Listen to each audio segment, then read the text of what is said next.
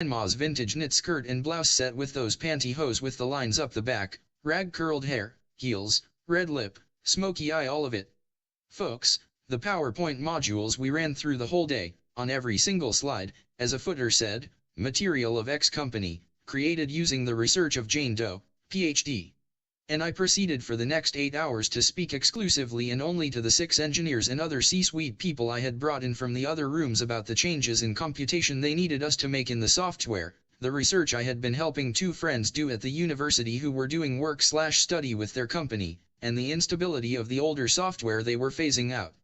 Everything was wrapping up at about 4:30 when at the last coffee break my creepy client's boss, interim CFO of the company that had just bought his chain 2 months before, and who I later learned had forced acquired execs into some kind of probationary situation during transition, said, "El Creepo has been really quiet today since this morning. He was your student last week. Did he seem fine then?"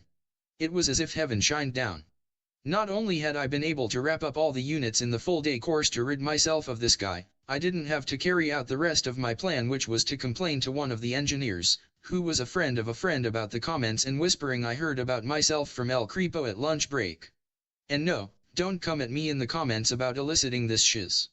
I'm a woman with a degree and can dress however I want with the expectation of no comments being made about me. So I turned to Mr. Big Boss and said, very sweetly, actually I was wondering about that myself, because on Friday he offered me a job to be his personal and private assistant, but said he would need to train me a lot as I was underqualified to be an assistant, but maybe you can